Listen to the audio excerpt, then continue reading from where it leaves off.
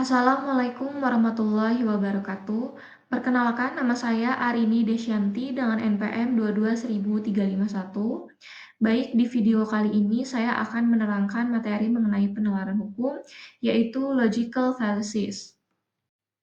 Baik, penjelasan pertama dimulai dari definisi logical fallacies. Apa itu logical fallacies? Logical fallacies adalah kesesatan logika berpikir yang timbul karena terjadi ketidaksesuaian antara apa yang dipikirkan dan bahasa yang digunakan untuk merumuskan pokok pikiran.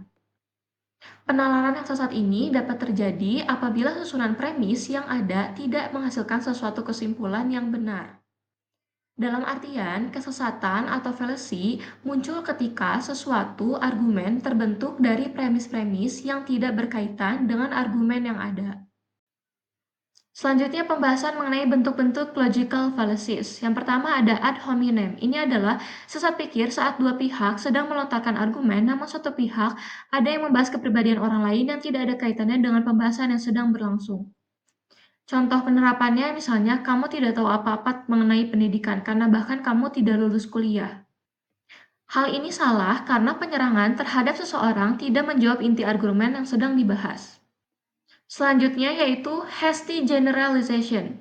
Ini adalah membuat kesimpulan yang terlalu cepat berdasarkan sampel yang tidak memadai atau terlalu sedikit. Contohnya, misalnya, aku bertemu dua orang dari negara X, mereka kasar, jadi semua orang di negara X pasti kasar.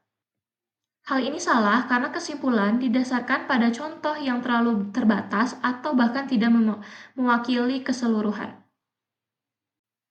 Bentuk yang selanjutnya adalah straw man. Ini tuh keadaan di mana saat dua orang sedang berbicara, namun pihak yang satu menyimpulkan bahwa argumen orang tersebut salah dan menimbulkan kesalahpahaman.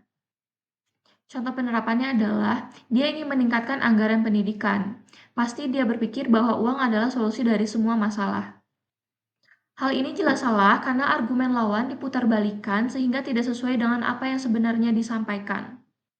Selanjutnya bentuk post hoc. Post hoc ini adalah mengasumsikan bahwa karena sesuatu terjadi setelah sesuatu yang lain, maka yang pertama adalah penyebabnya.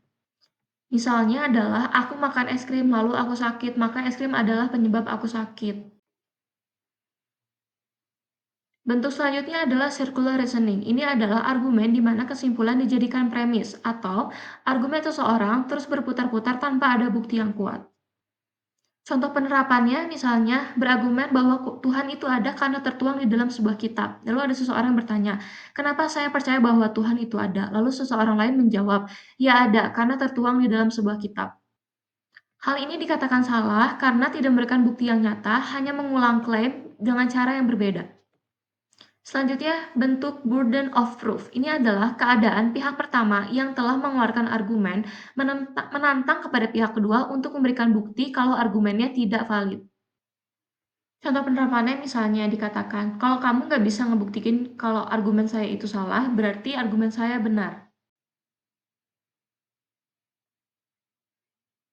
Bentuk selanjutnya, begging the question. Ini ketika seseorang mengungkapkan argumen namun terdengar berputar-putar atau memiliki pola pikir yang melingkar. Contoh penerapannya misalnya, tentu saja dia pantas mendapatkan jabatan itu, karena dia adalah orang yang paling memenuhi syarat untuk memenuhi posisi tersebut.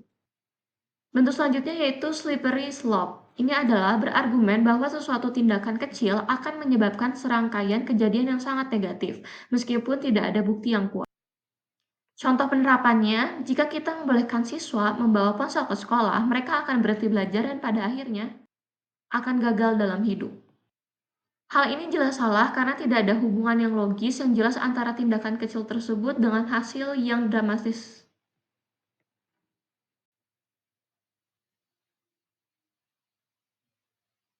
Bentuk yang selanjutnya ada red herring. Ini adalah mengalihkan perhatian dari topik utama dengan isu yang tidak relevan.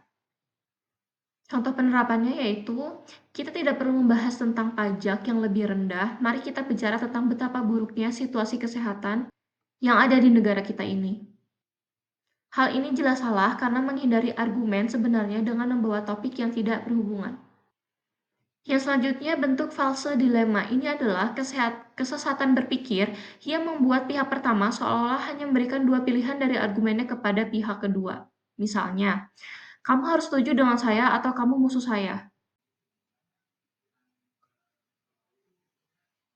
Bentuk selanjutnya adalah appeal to authority. Ini adalah mengandalkan pendapat otoritas atau mayoritas sebagai bukti tanpa mempertimbangkan argumen atau bukti yang lebih valid.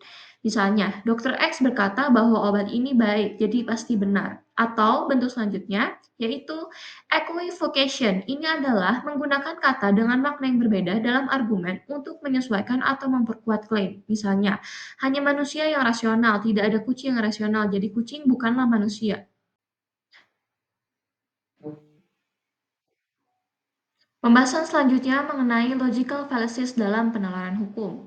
Menurut Philippus M. Hajon dan Tatik Sri Jamiati dalam buku karya mereka yang berjudul Argumentasi Hukum, ada 5 model sesat pikir dalam logika yang justru dianggap sahih dalam penalaran hukum. Berikut yang pertama adalah argumentum ad ignorantium. Itu adalah suatu preposisi dianggap benar karena tidak terbukti salah atau sebaliknya. Suatu preposisi salah karena tidak terbukti benar. Model ini dianggap sahih dalam penerapan hukum jika dibolehkan oleh hukum acara. Selanjutnya, bentuk argumentum ad verecundum. Ini adalah sesat pikir jika menolak atau menerima argumentasi karena keahlian, kewibawaan, atau otoritas sosok yang menyampaikannya bukan karena nilai kebenarannya. Selanjutnya, argumentum ad hominem. Ini adalah sesat pikir jika menolak atau menerima argumentasi karena keadaan terkait sosok yang menyampaikannya, alih-alih nilai kebenarannya. Model ini justru sahih dalam bidang hukum dengan contoh menolak isu kesaksian karena saksi tersebut tidak mengetahui secara jelas kejadian yang sebenarnya. Bentuk yang keempat yaitu argumentum ad misericordiam. Ini adalah sesat pikir jika menolak atau menerima argumen atas dasar rasa kasihan. Namun modal ini diterima sebagai hal yang sahih dalam hukum karena sebagai upaya meminta keringanan hukuman. Dan kelima adalah argumentum ad baculum. Ini adalah sesat pikir jika menerima atau menolak argumentasi karena takut ancaman. Model ini justru dianggap sahih bila digunakan untuk solusi ketentuan hukum. Misalnya berbagai ancaman denda pelanggaran hukum yang memang dipasang untuk diterima warga negara. Masuk ke dalam bagian kesimpulan. Dari materi logical fallacies dapat kita simpulkan, memahami sesat pikir atau logical fallacy dalam penerapan hukum itu sangat penting. Kesalahan logika ini bisa membuat kesimpulan menjadi tidak jelas bahkan berbeda dari maksud aslinya, atau justru bikin kita meragukan informasi yang diterima.